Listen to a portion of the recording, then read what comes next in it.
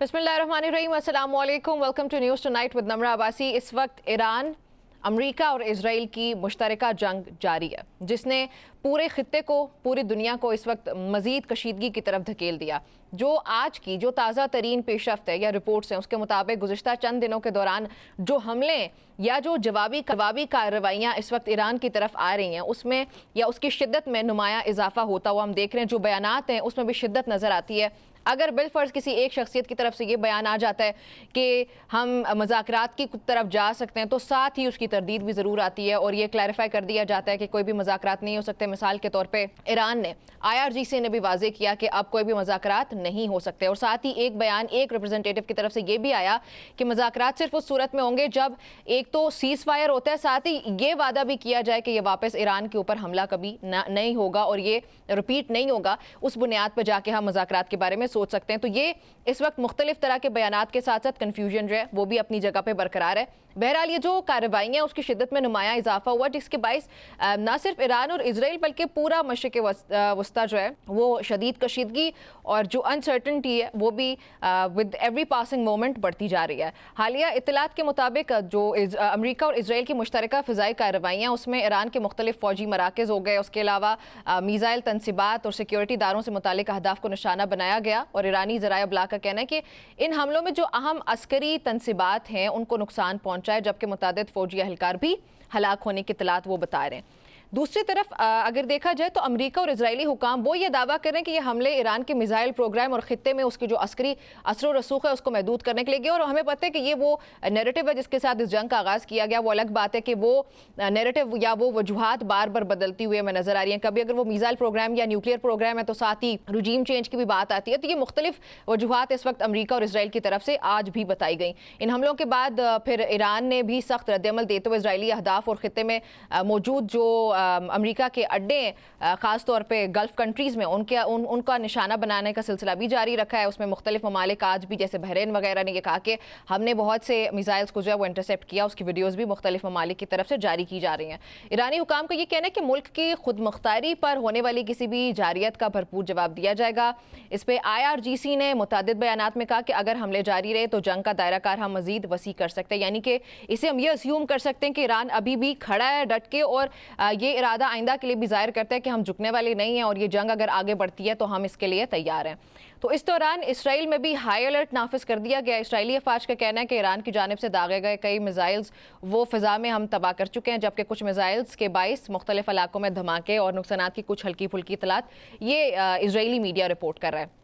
और इजरायली हुकूमत ने यह भी वाज़ेह किया कि वो ईरान के ख़िलाफ़ अपनी अस्करी कार्रवाइयाँ जारी रखेगा और अपने दिफा का हक हासिल करेगा। और साथ ही जो लेबनान में हिज़्बुल्लाह के ख़िलाफ़ कार्रवाइयाँ, उसमें भी हमें इजराइल की तरफ से शिद्दत नज़र आ रही है। ऑन ग्राउंड जो ट्रूप्स हैं वो IDF के, वो हमें ऑन ग्राउंड नज़र आ रहे हैं और वो कार्रवाइयाँ कर रहे हैं हिज़्बुल्लाह के ख़िलाफ़। जबकि हिज़्बुल्लाह का ये मानना है कि हमारी तरफ से कार्रवाइयाँ या जो रिटेलिएशन है वो जारी रहेगी भरपूर, और इसकी जवाबी कार्रवाइयों की जो वीडियोस भी हैं पर्टिकुलरली वो हम देख भी रहे हैं। अच्छा, अमेरिका ने भी खित्ते में अपनी फ़ौजी मौजूदगी को मज़ीद मजबूत करना शुरू कर दिया है। अमरीकी बहरिया के जंगी जहाज़ और जो इजाफी फ़िज़ाई दस्ते हैं वो मशरिक़ वस्ता में तैनात किए जा रहे हैं ताकि किसी भी मुमकिन सूरत हाल का मुकाबला किया जा सके। अमरीका ये कह रहा है, लेकिन अमरीकी हुकाम के साथ ये भी कहना है कि अगर अमरीकी मफादात या इत्तेहादियों को ख़तरा लाहक हुआ तो वाशिंगटन बराह रास्त किसी भी कार्रवाई से गुरेज नहीं करेगा। आज की जो इंटरेस्टिंग डेवलपमेंट हुई उसमें एक तो डोनाल्ड ट्रंप का बयान है। वो एक इंटरव्यू में उन्होंने एकदम से पहले कहा कि जो जंग है हम बिल्कुल उसके इख्तिताम के करीब पहुंच चुके हैं, हमने जो हमारे ज़्यादातर अहदाफ हैं उनको टारगेट कर लिया है, ख़ासतौर पर जो मिसाइल प्रोग्राम्स वगैरह या जो तनसीबात है उनको टारगेट कर लिया है। उस पर एकदम से हमने देखा कि मार्केट के अंदर शिफ्ट आया, ग्लोबल मार्केट के अंदर ऑयल की प्राइसेस एकदम से गिरी और कुछ ही देर के बाद वापस डोनाल्ड ट्रंप ने जो है दूसरा बयान कहा उन्होंने उसमें कि हम विन कर रहे हैं और हमने इसको मज़ीद आगे लेके जाना है, ये मेक श्योर करना है कि वी आर विनिंग। जिसके बाद ये एक कन्फ्यूजन फिर से बन गई है कि ये जो दो स्टेटमेंट्स हैं एटलीस्ट इनके अंदर हमें कोई सिमिलैरिटी नज़र नहीं आती। ये दो मुख्तलिफ बयानात हैं, दो मुख्तलिफ वो पर्सपेक्टिव्स हैं या दो मुख्तलिफ स्ट्रेटजीज सामने आती हैं। तो इस पर अभी प्रोग्राम में हम आगे जाकर डिस्कस भी करेंगे कि what is actually going to happen और इस वक्त वाशिंगटन के अंदर क्या सोच है जो कि परवान चढ़ती हुई हमें नजर आएगी आइंदा आने वाले हफ्ते में। अच्छा, दूसरी जानब इस जंग के आलमी असरात भी तेज़ी से ज़ाहिर होना शुरू हो चुके हैं। ईरान की जानिब से स्ट्रेट ऑफ हॉर्मुज़ में तेल की तरसील को महदूद करने या रोकने की जो मुमकिन धमकी है उसने आलमी मंडियों में तशवीश तो एक तरफ पैदा की है, लेकिन मुश्किलात भी बहुत बढ़ चुकी हैं। दुनिया की जो एक बड़ी मिकदार की तेल है वो उसी रास्ते से गुजरती है और इसकी वजह से ये तशवीश भी बढ़ती चली जा रही है। तेल उसी रास्ते से गुजरता है और माहिरीन जो है इस पर वो ये कहते हैं कि अगर स्ट्रेट ऑफ हॉर्मुज़ में कशीदगी मज़ीद बढ़ी तो मार्केट के अंदर ख़ास तौर पर तेल की प्राइसेस उनमें शदीद इजाफा हो सकता है और आलमी मईशत पर भी इसके संगीन असरात हो सकते हैं। और ये डे फर्स्ट से हम इसको डिस्कस कर रहे हैं अपने प्रोग्राम में बार बार। तो आलमी बरादरी जो है वो इस बढ़ती हुई जंगी सूरत-ए-हाल पर उसकी वजह से गहरी तशवीश का इज़हार कर रही है। कई ममालिक और बैनुल-अक़वामी तंजीमें जो हैं उन्होंने फ़ौरी जंगबंदी और सिफारती मुज़ाकरात की ज़रूरत पर जोर दिया। आज की एक और जो इंटरेस्टिंग डेवलपमेंट है उसमें रशियन प्रेसिडेंट का डोनाल्ड ट्रंप से टेलीफोनिक रब्ता है जिसमें उन्होंने उनको ये कह दिया कि आपको जंगबंदी की तरफ जाना चाहिए। तो ये भी देखना कि क्या वाशिंगटन जो रशिया से उसको एक सजेशन मिली है उसको कंसिडर करता है या नहीं करता, उस पर भी बात होगी प्रोग्राम में आगे जाके। और यूनाइटेड नेशंस के हुकाम इस पे वो ये कह रहे हैं कि अगर ये तनाज़ा मज़ीद शिद्दत अख्तियार करता है तो पूरा मशरिक़ वस्ता एक बड़े और तबाहकुन जंगी बहरान में, और ये तो फ्यूचर की बात नहीं बल्कि तो अभी हो रहा है। तो यूनाइटेड नेशंस का ये जो बयान है वो आज की सूरत हाल पे भी लागू होता है और वो यूनाइटेड नेशंस के मुताबिक भी इसके जो नताइज हैं या जो उसके असरात हैं वो पूरी दुनिया तक पहुंच सकते हैं। बट आई वुड रादर से कि वो पहुंच चुके हैं। मौजूदा सूरत हाल में ये तो वाज़ेह नहीं कि ये जंग वैसे किस हद तक फैल सकती है, हम उस पर रोज़ाना तबसरा कर रहे हैं, लेकिन मुसलसल हमले और सख्त बयानात ने ये तो ज़ाहिर किया कि ख़ित्ते में कशीदगी इस वक्त अपने उरूज पे है और इतनी जल्दी हमें ठंडी होती हुई नज़र नहीं आ रही। और एक्सपर्ट्स के मुताबिक अगर फौरी सिफारतें कुछ कोशिशें हुई, जैसे मैंने कहा कि एक सिफारती कोशिश हमें रशिया की तरफ से आज देखने को मिली है, तो अगर ये कामयाब ना हुई तो ईरान, इसराइल और अमेरिका के दरमियान जारी ये तसादुम एक तवील और वसी जंग में तब्दील हो सकता है। लेकिन अगर सिफारती कुछ कोशिशें अब जो कि मुझे लगता भी है कि गल्फ कंट्रीज़ वो करना शुरू करेंगे क्योंकि नुकसान जो है वो अनबेरेबल साइड पे जा रहा है तमाम तर ममालिक के लिए। पाकिस्तान की अगर मैं बात करूँ 55 रुपये का फ़ी लीटर इजाफा वो अवाम बर्दाश्त नहीं कर सकते और प्रेडिक्शंस ये हैं कि ये अगर जंग बढ़ती है तो ये प्राइसेस और ऊपर जाएंगी, पाकिस्तान में नहीं पूरी दुनिया में। तो कोई भी मुल्क उसको अफोर्ड करने का मुतहम्मिल ही नहीं है, इसलिए पूरी दुनिया डायरेक्टली इनडायरेक्टली अपनी कोई ना कोई सफारती कोशिशें करके अमेरिका को एटलीस्ट टेबल पे ला के ये कहने को कन्विंस करेगा। और मुझे लगता है कि डोनाल्ड ट्रंप के लिए वो एक फेस सेविंग होगी कि भाई हमें ये प्रेशर आ रहा है, हम ये अफोर्ड नहीं कर पा रहे हैं, तो इस वजह से हमने तो ये जंग जीत लिया, हमारी जीत है। बहरहाल कोई किसी किस्म की भी फेस सेविंग का इस्तेमाल किया जाएगा वाशिंगटन की तरफ से और हो सकता है कि मामला बेहतरी की तरफ जाएँ और we hopes and we pray के सीज़ फायर हो जाए बहुत जल्द। ये नाज़रीन इस पर बात करते हैं प्रोग्राम में आगे जाके भी कि ये जंग जो है वो पाकिस्तान के लिए किस तरह नुकसानदेह होने जा रही है और बेहतरी की तरफ किस तरह जा सकते हैं। एक ब्रेक शामिल करने, लेकिन ब्रेक के बाद जब वापस आएंगे तो पाकिस्तान की पार्टी से भी कुछ नुमाइंदगान हमारे साथ मौजूद होंगे जो कि इस पर बात भी करेंगे और उनसे हम ये जानने की कोशिश करेंगे खास तौर पर कि हुकूमत आइंदा आने वाले दिनों में पाकिस्तान की आवाम को किस तरह से रिलीफ देती है। इस पर बात होती है after this break.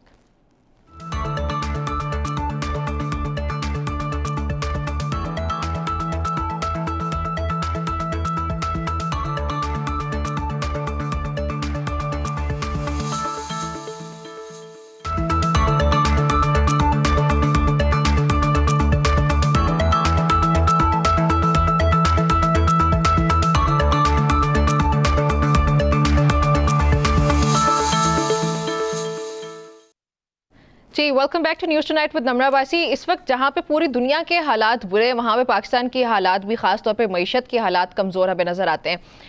Prime minister of Pakistan Shehbaz Sharif ने कल आवाम से बातचीत की और उन्होंने एड्रेस किया। सो उसमें उन्होंने कहा कि 4 दिन के एक तो वर्क वीक हो गया जो वो 4 दिन पे आ गया, सरकारी अखराजात में कमी की भी कुछ बात हुई, वर्क फ्राम होम और स्कूल्स की आर्जी बंदिश जैसे माजरत के साथ कुछ किफ़ायत शुआरी के इकदाम का ऐलान किया गया ये गवर्नमेंट की तरफ से। हुकूमत के मुताबिक ये इकदाम वक्ती हैं ताकि एनर्जी का जो इस्तेमाल है उसको कम किया जा सके और जो मईशत पे दबाव है वो इसके ज़रिए कम होगा। मौशी माहिरीन के मुताबिक तो ये इकदाम ज़रूरी थे ही थे, लेकिन इनके अमली असरात और अवामी रद्द-ए-अमल पर सवालात अभी भी मौजूद हैं क्योंकि जो इससे पहले हुकूमत का सबसे पहला स्टेप जो कि 55 रुपये इजाफे का है पेट्रोल वगैरह की प्राइसेस में, तो उस पर आवाम का रिएक्शन बहुत बुरा सामने आ रहा है जो कि बनता भी है। सरकारी और जो प्राइवेट स्कूल्स हैं या शोबे हैं उनके माहिरीन का तो ये कहना है कि 4 दिन के वर्क वीक और वर्क फ्राम होम के फैसले से इदारों की कारकर्दगी मुतासिर हो सकती है और स्कूल्स की बंदिश से जो स्टूडेंट्स हैं उनकी तालीम पर बहुत मनफी असरात भी पड़ सकते हैं। लेकिन इस तरह का दौर हमने पहले भी कोविड के अंदर गुजार लिया।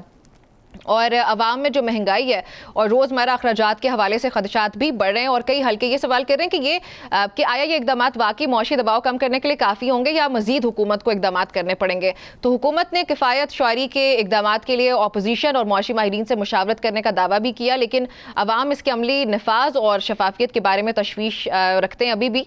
और तवानाई के मुतबादिल ज़राए और तवील मुद्दती जो एक स्ट्रेटजी हो सकती है उसके हवाले से भी कई सवाल आते हैं कि हुकूमत के पास इस वक्त ऑप्शंस क्या क्या हैं। और इससे ये भी जाहिर होता है कि अवाम और जो एक्सपर्ट्स हैं वो मौजूदा पॉलिसी के असरात और इसकी पायदारी के बारे में उलझन में हैं, तो उसको डील किस तरह करना है और हुकूमत को किस तरह से ऑन बोर्ड लेना चाहिए तमाम तर एक्सपर्ट्स को भी उनकी राय शामिल करने के लिए। अच्छा, इसके साथ ही जो गवर्नमेंट एम्प्लॉयज़ हैं या जो बिजनेस मैन हो गए या कारोबारी तबका है वो भी इस फैसले के असरात का जायज़ा वहाँ पे भी लिया जा रहा है। कुछ हल्के कहते हैं कि किफ़ायत शायरी के इक़दाम सिर्फ बयानिए तक महदूद रह सकते हैं, इसमें प्रैक्टिकली हम इतना अच्छी तरह से काम नहीं कर सकते। खैर ये मामलात हैं, इस पर देखते हैं कि पाकिस्तान किस तरह से डील करता है। उस पर बात करने के लिए प्रोग्राम में मुझे ज्वाइन किया है पाकिस्तान मुस्लिम लीग नून के रहनुमा इंजीनियर कमरुल इस्लाम साहब ने, साथ ही माहिर मुआशियात सैयद तनसीर बुखारी और पाकिस्तान तहरीक इंसाफ से मुझे ज्वाइन करें बैरिस्टर तैमूर मलिक। आप सबका बहुत शुक्रिया मुझे प्रोग्राम में ज्वाइन करने के लिए। तैमूर, अवाम इस वक्त बहुत नाराज है हुकूमत से, क्या अवाम की नाराजगी बजा है या नहीं? बिस्मिल्लाहिर्रहमानिर्रहीम। नम्रा देखें, इसमें मैं दो बातें करूंगा। पहली तो ये कि इस पे कोई इख्तलाफ नहीं है कि पाकिस्तान के अंदर इस तरह के ऑस्टेरिटी मेजर्स लेने चाहिए, वो वैसे भी लेने चाहिए थे। जो इन्होंने अब चीज़ें अनाउंस की हैं उसके प्रोसेस पे उनको सेलेक्ट कैसे किया, उन पे इम्प्लीमेंटेशन कैसे करेंगे, इस पे बहुत सारे सवालात हैं। लेकिन जो इन्होंने जिस तरीके से पेट्रोल बम गिराया आवाम के ऊपर और जो एक यकमुश्त 55 रुपए की इंक्रीज की पेट्रोल और डीजल की कीमत में, वो समझ से बाहर है। आप ये देखें कि अगर एक नॉर्मल प्रोसेस होता है तो प्राइस रिव्यू इसका पहले फोर्टनाइटली होता था, फिर वीकली करना शुरू किया। जब इन्होंने ये अनाउंस किया इंक्रीज, तो उससे चंद दिन पहले ही 8 रुपए के करीब आई थिंक बढ़ाया था इन्होंने। और अब बजाय कि ये इंतज़ार करते हैं नॉर्मल टाइम का, इन्होंने ये एक इंक्रीज करके और कंफ्यूजन पैदा की। और अपेरेंटली यही लगता है कि चंद मखसूस आप कह लें लोगों को, कंपनीज को, उनको जो है एक विंडफॉल प्रॉफिट दिया गया है। अच्छा। आप इसमें ये देखें कि इंटरनेशनल प्राइसेस जो हैं ऑयल की, वो तो $117 से कल के दिन $81 को भी टच की हैं। सो इस अनसर्टेनिटी में और मजीद जो बात आ रही है कि मजीद बढ़ाने की बात हो सकती है, तो ये आई थिंक हुकूमत ने इसके इम्प्लीकेशन नहीं समझी कि पेट्रोल का इंक्रीज सिर्फ पेट्रोल का इंक्रीज नहीं है प्राइस का, उसका जो एक डाउनस्ट्रीम इफेक्ट है एक आम आदमी तक, एक रेडी दान तक, एक जिसने रिक्शे वाले ने बच्चों को स्कूल छोड़ना है, मतलब हर चीज के ऊपर इसका इम्पैक्ट आता है। और फिर उसको इम्पैक्ट को रिवर्स करना इतना आसान नहीं होता। सो तो ये तरीकेकार जो था हैप हैजर्ड तरीके से, और फिर जो ऑस्टेरिटी मेजर्स भी अनाउंस किए, कि पहले इन्हीं की हुकूमत है पंजाब में, पंजाब ने कुछ अनाउंस किए, फिर फेडरल गवर्नमेंट ने अनाउंस किए, उसके बाद अब एडहॉक तरीके से बातें सामने आ रही हैं। तो उनका एक्चुअल टेंजिबल इम्पैक्ट कितना होगा, इसको मॉनिटर कैसे किया जाएगा, इम्प्लीमेंट कैसे किया जाएगा, बहुत सारे सवाल आते हैं। अच्छे अच्छा, तरीके से करेंगे तो हम इसके साथ होंगे, लेकिन इस तरीके से जो इन्होंने किया ये तो आवाम को अपने खिलाफ कर रहे चले हैं। मेरा मेरा आपसे अगला सवाल ये होगा कि फिर हुकूमत किस तरह से मजीद बेहतरी कर सकती थी? आपकी शिकायत अगर ये है कि हुकूमत ने सही इकदाम नहीं किए तो उनको करना क्या चाहिए था? फिर ये मेरा आपसे अगला सवाल होगा। तैमूर तनसीर साहब, वज़ीर आज़म ने कहा कि ये इकदाम वक्ती हैं, आपके ख्याल में सर ये वाकई कब तक मौसर रह सकते हैं ये इकदाम जो लिए गए? क्योंकि इसमें हैरान कुन मामला तो ये भी है ना कि हुकूमत ने अभी तक तेल खरीदा नहीं था, पुराने तेल पर ही कीमतें बढ़ा दी 55 रुपए, और अब इंटरनेशनल मार्केट के अंदर जब डोनाल्ड ट्रंप का आज रात को ही बयान आया जिसमें उन्होंने कहा कि हम जंग के खात्मे के करीब है, तो हमने एकदम से देखा कि मार्केट के अंदर शिफ्ट आया, पेट्रोल की कीमत भी कम होती हुई हमें नजर आई है। तो जिस जल्दी से पेट्रोल की कीमत हुकूमत की तरफ से बढ़ाई गई थी, क्या ये पॉसिबल है कि उसी हिसाब से कम भी कर दी जाएगी? निमरा, देखें, अभी जो भाई फरमा रहे थे मैं 100% उनके साथ एग्री करूंगा। अच्छा। कि 1 महीने के कमोबेश रिजर्व्स होते हैं पेट्रोल के पाकिस्तान में, कभी 1.5 महीने के भी होते हैं और कभी 2 महीने के भी, लेकिन इस वक्त जो थे 1 महीने से ज्यादा के रिजर्व्स मौजूद थे पेट्रोल के। अच्छा। अच्छा। मुझे नहीं समझ आई कि स्ट्रेट ऑफ हॉर्मज़ को बंद किए हुए भी सिर्फ दूसरा दिन था। ईरान ने जंग के पहले 7 दिन स्ट्रेट ऑफ हॉर्मज़ को ब्लॉक नहीं किया था, सिर्फ आज दूसरा दिन है। अच्छा। और ये समझ लें कि स्ट्रेट ऑफ हॉर्मज़ में शायद पहला शिप अभी रोका होगा, तो हुकूमत पाकिस्तान इतनी सूरत के साथ 55 रुपए पेट्रोल का बम गिरा दिया आवाम के ऊपर, बामुश्किल बकौल हुकूमत के ही वेंटिलेटर वाली हुकूमत को ये लेके चलते आ रहे हैं, तो उस वेंटिलेटर वाली हुकूमत को मजीद वेंटिलेशन पे डाल दिया। आप ये सोच लें कि ये पेट्रोल सिर्फ नहीं बढ़ा, पाकिस्तान में 500 अशिया की चीजें शूट कर जाएंगी। अच्छा तनसीर साहब, जब आपसे मैं ये सवाल पूछ रही, माजरत के साथ आपको आपकी बात को काटा, जब मैंने आपसे ये सवाल पूछा है ना, तो मैं वो सियासत वाला सवाल तो बिल्कुल अलग है। आप मुझे एक मईशत के तौर पे बताइएगा कि क्या हुकूमत के पास कोई और ऑप्शंस मौजूद थे, हुकूमत कुछ और कर सकती थी और ये हुकूमत का गलत फैसला है या सही है? Government can wait for a week, minimum wait for a week. अच्छा, कि एक हफ्ते तक इसको वेट कर लेते। अभी 71 से पेट्रोल चलते चलते 100 को टच करता है। 100 से आज शाम 5 बजे ब्रेंट ऑयल जो है वापस $89 पर बैरल पे शायद आ गया वापस। यस इट तो डिड। बात सिर्फ ये है कि ये जो सूरत है ना, वो मुआशी और सियासी दोनों लिहाज से एक बड़ी मिस्टेक है मेरे करीब। ठीक है, इसमें इंजीनियर साहब आ चुके हैं हमारे साथ। इंजीनियर साहब, इस वक्त तनसीर साहब का भी ये मानना है और मेरा भी आपसे सवाल है कि प्राइम मिनिस्टर ने कहा कि जो इकदाम हैं वो वक्ती हैं। सर, हैरान कुन बात तो ये कि हुकूमत ने अभी तक तेल खरीदा ही नहीं था, जो नई प्राइसेस है उस पर पुराना तेल इस वक्त मौजूद था। हुकूमत ने एक दिन पहले, 2 दिन पहले पूरी आवाम को कहा कि आपने पैनिक नहीं करना, हमारे पास इनफ रिजर्व्स मौजूद हैं, लेकिन सर कीमतें बढ़ा दी जाती हैं। अब इंटरनेशनल मंडी के अंदर पेट्रोल की कीमत कम हो चुकी है, तो जिस जल्दी से पेट्रोल की कीमतें बढ़ाई गई थी, अब हुकूमत क्या उसी हिसाब से, उसी तेजी के साथ ये कीमतें कम भी करेगी? दो बातें जो आखिरी चंद जुमले मैंने सुने। पहली बात यह है कि स्टेट ऑफ हॉर्मुज़ जो है वो कोई वॉल्व नहीं है कि वो यकमुश्त बंद कर दिया जाए और यकमुश्त खोल दिया जाए। जब वॉर शुरू हुई थी तो उस वक्त वहां पे कोई फूल नहीं बरस रहे थे कि शिप्स और जितने टैंकर थे जहाज राह कंपनियों की वो वहां से गुजार रहे थे। प्रैक्टिकली तो जंग जब अभी यानी बादल छा रहे थे, अभी जंग प्रैक्टिकली हमला नहीं भी शुरू हुआ था, तो उस वक्त भी कॉशियस हो गए थे। और सिर्फ एक तेल की कीमत नहीं होती, अगर सिर्फ आप पेट्रोलियम की कीमत पे, क्रूड ऑयल की कीमत पे भी जाएं तो वो 60 से बकौल इनके जो 89 या 90 नहीं, अभी 94 95 की चल रही है, लेकिन अगर वो भी है तो 50% तो इंक्रीज उस 60 से तो हो चुका है। नंबर एक बात। तो दूसरा ये है कि जो सिर्फ इसके साथ ये नहीं होती, जो मैरीटाइम इंश्योरेंस होती है, यानी टैंकर उस वक्त तक कंपनीज निकालती नहीं है जब इस किस्म का खतरा हो, जहाँ पे आतशबाजी हो रही हो, तो वहाँ पे ये कोई ये नहीं है कि स्टेट ऑफ हॉर्मुज़ में म्यूजिक बज रहा था और फूल बरस रहे थे और वो हुकूमत ने जो है वो तेल बढ़ा दिया। यानी सवाल ये है कि हुकूमत के पास चॉइस क्या थी। हर मुल्क की अपनी इकोनॉमी की एक स्ट्रेंथ होती है, अपना फॉरेन एक्सचेंज रिजर्व होते हैं। कुछ मुल्क ऐसे हैं कि जो शायद इस ऐसे शॉक को जो है वो 1 महीना तक बर्दाश्त कर सकते हैं, कोई शायद 15 दिन बर्दाश्त कर सके, लेकिन पाकिस्तान की ये सबको पता है कि इकोनॉमी की सूरत हाल नहीं है। अभी सैलाब के बाद हमारा जो इवन टैक्स कलेक्शन का, जो रेवेन्यू कलेक्शन का हमारा टारगेट था, वो भी पूरा नहीं हुआ, सबको माहिरीन मईशत को पता है।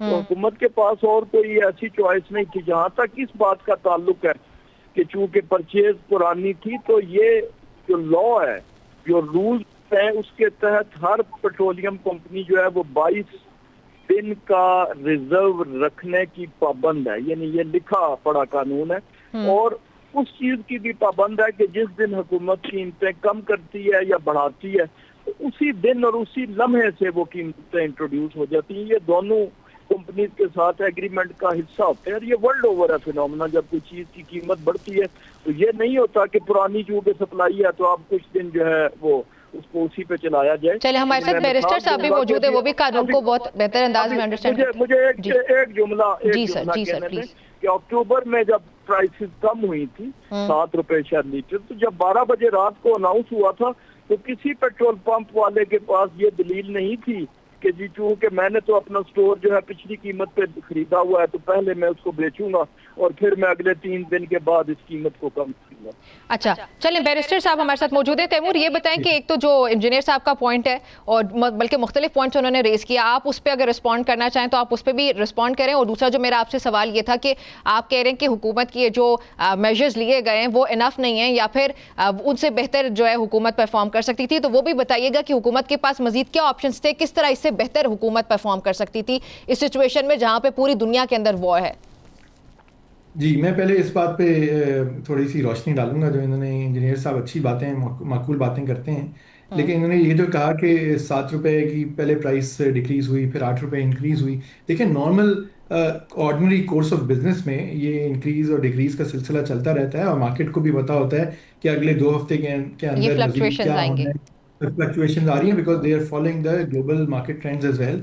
कोई अब्रप्ट चेंजेस नहीं आते। यहाँ इशू क्या है, और माहिर माशियात आपके शो पे मौजूद हैं, सोशल मीडिया पे भी आप लोगों ने देखा होगा कि साबिक वज़राए ख़जाना ने भी कई ने सवाल उठाए इस बारे के अंदर, जो खुद इन चीज़ों में पहले इन्वॉल्व रहे हैं, कि देखें यहाँ पे एक एस्टिमेट था कि अगर कीमत बढ़ानी भी थी तो वो 25-30 रुपए की रेंज में बनती थी। वो भी हिस्सों में शायद करना चाहिए था और अपने वक्त पे जब प्राइस रिव्यू का टाइम आना था उस वक्त करना चाहिए था। ये जो 55 रुपए का ये एक रात को अचानक बैठ के एक हैपहैज़र्ड मैनर के अंदर अनाउंसमेंट की गई और ये नहीं देखा गया कि उसका इन्फ्लेशनरी प्रेशर कितना क्रिएट होगा आम आवाम के ऊपर और पूरे आपके इकोनॉमिक साइकिल के अंदर।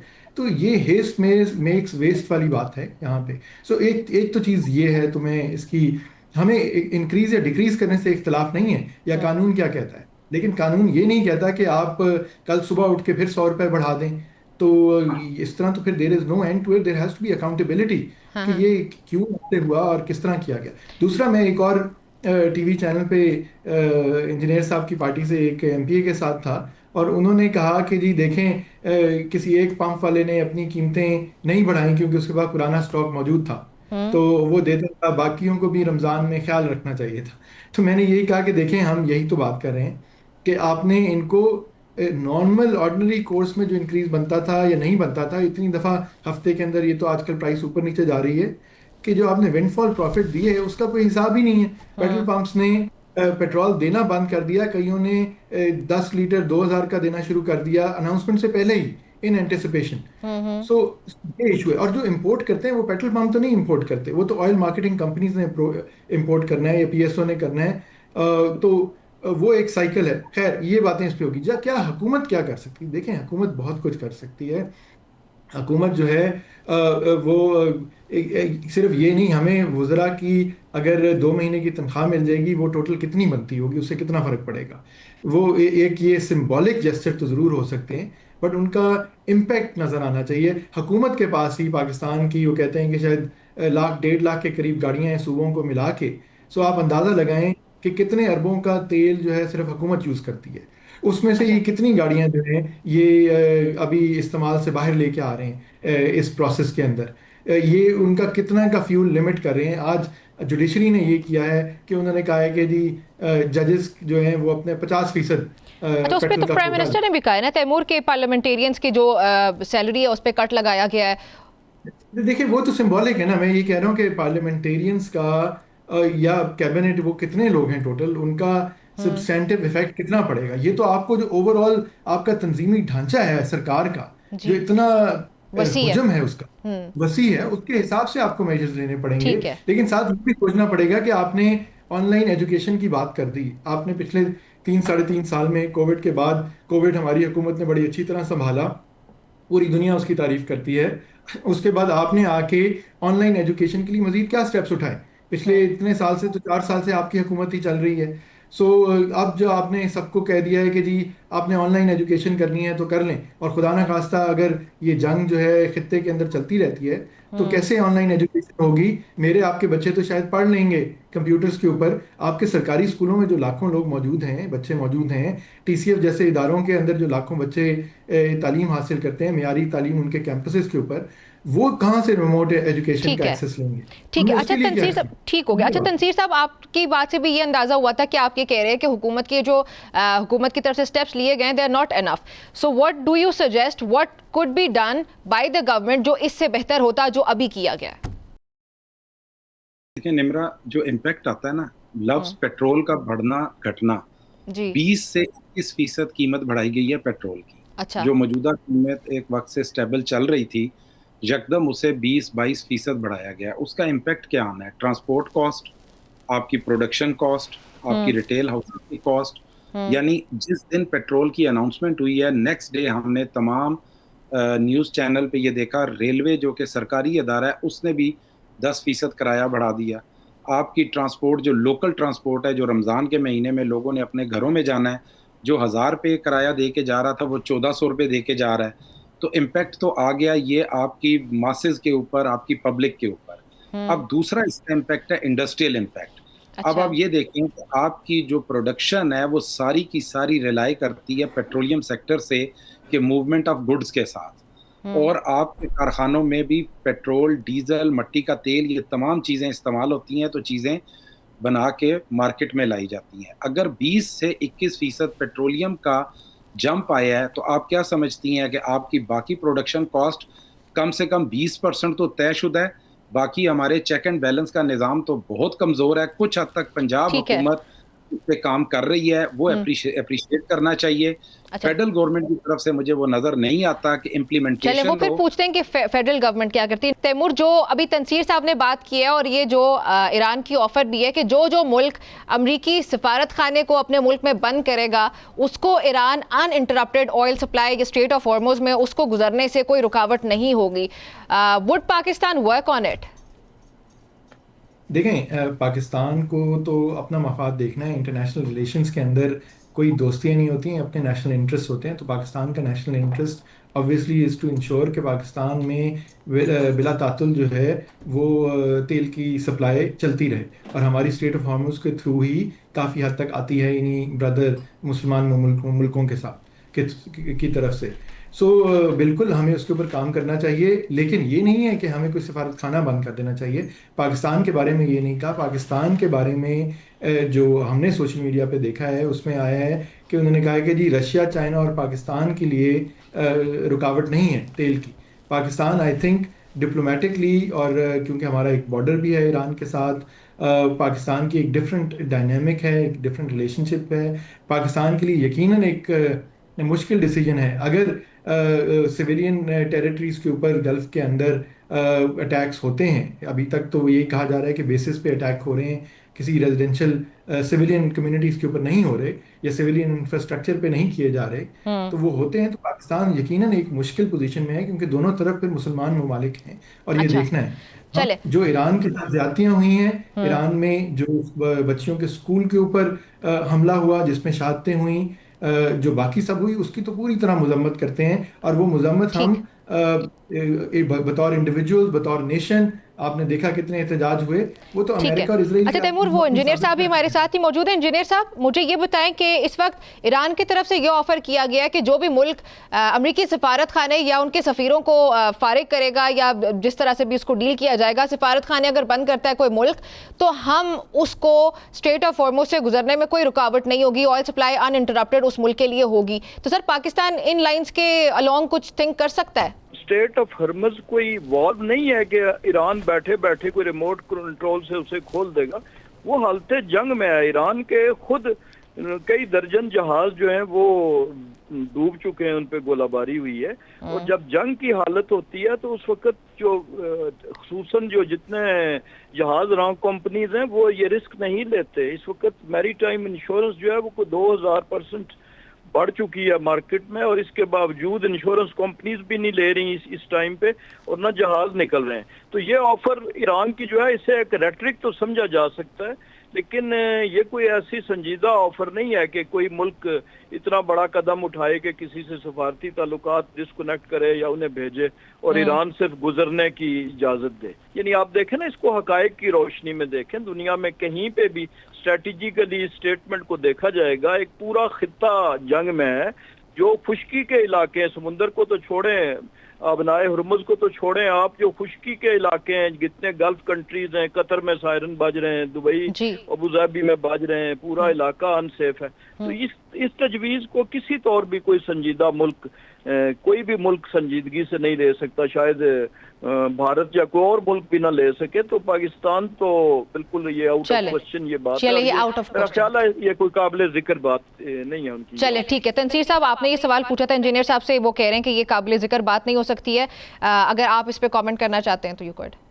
इंजीनियर साहब से सिर्फ ये पूछना चाहता हूँ कि खुदा ना खास्ता ये सूरत हाल अगर प्रोलॉन्ग कर जाती है और अगर ये स्टेट ऑफ हॉर्मुज रिमोट के साथ नहीं, बेशक मैनुअल बंद है, तो फिर हुकूमत की क्या स्ट्रेटजी होगी, क्या देखना पड़ेगा? ईरान तो अभी तक स्टैंड ले रहा है, ईरान अभी बैकफुट नहीं हो रहा। प्रेसिडेंट ट्रंप जो कह चुका है बड़ा वाज़ेह अल्फाज में कि बहुत जल्द हम जंग को ख़त्म करने जा रहे हैं। उसके बाद पासदाराने इनकलाब का फौरी तौर पे बयान आया कि आप नहीं कर रहे, शुरू आपने की थी, ख़त्म हम करेंगे। तो इसके बारे में हुकूमत की क्या स्ट्रेटेजी है कि अगर ये 1 महीना 2 महीने प्रोलॉन्ग करता है तो हुकूमत ने क्या सोच रखा है सफारती सतह पे और दूसरे लिहाज से? ठीक है, ये सवाल आपका मैं थ्रो कर भी देती हूँ इंजीनियर साहब की तरफ। तैमूर, मीनवाइल मुझे ये बताएं कि जो मैंने पहले जिक्र किया था कि हुकूमत मुख्तलिफ ऑप्शन इस वक्त कंसिडर कर रही है, उनमें एक ये भी है कि चले हमने ये स्मार्ट लॉकडाउन वगैरह वाले स्टेप्स देख लिए, किस तरह से एक्सपेंसेस पे कट लगना है, पार्लियामेंटेरियंस की सैलरीज पे क्या कट लगना है, वो एक अलग डिबेट है। लेकिन उसके साथ एक जो ऑप्शन वो ये कि IMF के पास जाए हुकूमत और जाके जो लेवी है, जो टैक्सेस हैं पेट्रोल वगैरह पे, पेट्रोलियम प्राइसेस पे, उस पे कुछ छूट मांगी जाएगी हुकूमत की तरफ से। Would it be possible for the government, plus IMF का उस पे क्या रिएक्शन आ सकता है? देखें, बिल्कुल मांगनी तो चाहिए, नेगोशिएशन होती है इन सब चीज़ों के अंदर। आप इस वक्त देखेंगे कि जो गल्फ की ऑयल रिफाइनरीज हैं, क्योंकि वो बंद हो रही हैं, तो उन्होंने अपने कॉन्ट्रैक्ट्स के अंदर फोर्स मेजोर का क्लॉज यूज़ करना शुरू कर दिया है और नोटिस देने अपने कस्टमर्स को, यानी कि वो कह रहे हैं कि जंग और नागहानी आफात की वजह से कोई ऐसी चीज़ें हो जाएं जो आपके कंट्रोल में ना हो, तो फिर आप अपने कॉन्ट्रैक्ट्स पे अमल दरामद नहीं कर सकते। तो पाकिस्तान के लिए भी उस किस्म की अगर सूरत हाल हो तो यकीनन जो हमारे IMF के साथ एग्रीमेंट्स होते हैं, जो वायदे होते हैं, उनके अंदर हम कोई ना कोई बात उनसे की जा सकती है। लेकिन जाहिर है वो ये कहेंगे कि हम तो ये रिलैक्सेशन देने की आपको बात करें, आप और क्या करेंगे अपने एंड के ऊपर। सो जाहिर है वो तैयारी से जाना होगा। और इस हुकूमत से हमारा यही सवाल है कि वो तैयारी क्या है, वो क्या करें। आप अगर मुल्क को 7 दिन के बजाय 4 दिन चलाएंगे तो आप मुल्क के अंदर मईशत को भी नुकसान पहुंचा रहे हैं। यानी कि जो दफातर के पास जो जगह हैं खाने पीने की, मतलब उनका आप रोजगार भी कम कर रहे हैं। So it's you have to come up with some real suggestion solutions कि जिनके चल इंजीनियर साहब से पूछते हैं कि हुकूमत का आइंदा आने वाले दिनों के अंदर लाएमल क्या होगा। इंजीनियर साहब, हुकूमत किन किन जो ऑप्शंस है उनको कंसिडर कर रही है कि जो IMF वाला मैंने जिक्र किया, इसके बारे में क्या हिकमत अमली तैयार की जा रही है, और इसके अलावा किन ऑप्शंस को हुकूमत सेफ समझती है अगर खुदा ना ख्वास्ता ये सिचुएशन प्रोलॉन्ग करती है और स्ट्रेट ऑफ हॉर्मुज़ को उसी तरह से बंद रखा जाता है? तो देखें, दुनिया की तारीख उठा के देख लें, जो चीज़ सबसे ज़्यादा इनडिटर्मिनेबल होती है उसमें सरे फहरिस्त जंग है। यानी जंग एक ऐसी चीज है जिसके बारे में आप कहीं पे भी कोई बैठ के किसी जगह टॉक शो में या इवन महाज जंग पे भी कमान में भी बैठ के तो आप डिटरमिन नहीं कर सकते कि ये कितने दिन होगी, इसके नताइज क्या होंगे, इसके नताइज। यानी अभी आप देखें अगर इन नताइज को आज की तारीख में, तो शायद किसी ने नहीं सोचा था कि उसकी मईशत पे और पूरे दुनिया की मईशत पे ये असरात मुरतब होंगे कि जो आज हो रहे हैं। तो इसलिए पहली बात तो यह है कि इसको उस सेंस में लेना, यानी 2+2 के कल जबरे के सवाल के ज़िमन में, वो पहले मैंने रिमोट का लफ्ज़ इस्तेमाल किया था, तो वो ये अलजबरे का सवाल तो है नहीं कि आप 2 जमा 2 करेंगे या सिंपल अरिथमेटिक का। अब दूसरी बात यह है कि उसकी स्ट्रेटजी क्या होगी। अब स्ट्रेटजी ये है कि जैसे बैरिस्टर साहब ने कहा, बिल्कुल ठीक कहा, कि जब कोई ऐसी सूरत हाल हो जाती है तो कोई either of the party to the agreement वो उसको यूनिलैटरली इस बुनियाद पे नल एंड वॉइड करार देती है कि जी ये हालात अब बिल्कुल हमारे बियॉन्ड पावर्स थे। लेकिन कौन सी पार्टी टू द एग्रीमेंट देती है? जो डोमिनेंट होती है, यानी जो प्रोवाइडर है गल्फ कंट्रीज में ऑयल का, उसने तो अगर मुआहदा किसी के साथ $60 पे किया भी हुआ था तो वो तो यूनिलैटरली उसे खत्म कर सकती है कि जनाब हम तो आपको नहीं दे सकते अब वो प्राइस, या कोई इवन शिपिंग कंपनी भी है। लेकिन अब दूसरी तरफ पाकिस्तान और वर्सेस IMF को अगर 2 पार्टीज टू द एग्रीमेंट उसी सेंस में रियलिस्टिकली लें हकीकत की नजर में, तो पाकिस्तान IMF के साथ डोमिनेंट जो है वो पार्टनर टू द एग्रीमेंट नहीं है। तो ये जरूर है कि पाकिस्तान की हुकूमत ने ये बार बार IMF के सामने ये चीजें उठाई हैं। इससे पहले भी जब वो बिजली के इश्यूज थे जिसमें कि वो सब्सिडी दी गई थी 200 और 100 यूनिट से कम के खरीदारों को, तो उस पर भी एतराज हुआ था। तो अब भी हुकूमत पूरी कोशिश करेगी कि जो वो वाले कुछ कंपोनेंट्स हैं, चाहे किसी भी सूरत में कुछ सब्सिडी की शक्ल में, हालांकि इस जंग से शायद एक दिन पहले या उसी दिन भी IMF का जब हमारे वर्चुअल मुज़ाकरात हो रहे थे उन्होंने क्लियर कट कहा था कि आप तमाम सब्सिडीज खत्म करें। तो इसमें हुकूमत तो पूरी कोशिश करेगी कि टेम्पररी कुछ रिलीफ दी जाए, लेकिन it is up to the other party के वो क्या इसका फैसला करें। चलिए ठीक है, इसमें एक क्वेश्चन मेरे ज़हन में जो इस वक्त आ रहा था कि क्या ये जो प्राइसेस इतनी तेजी के साथ और इतनी ज्यादा प्राइसेस ऊपर गई हैं, क्या वो रिवर्सिबल होती है? नहीं। आप सबका मुझे प्रोग्राम में ज्वाइन करने के लिए बहुत शुक्रिया। नाज़रीन, गुफ्तगू आपने सुनी, इजाजत दीजिए, अल्लाह हाफिज।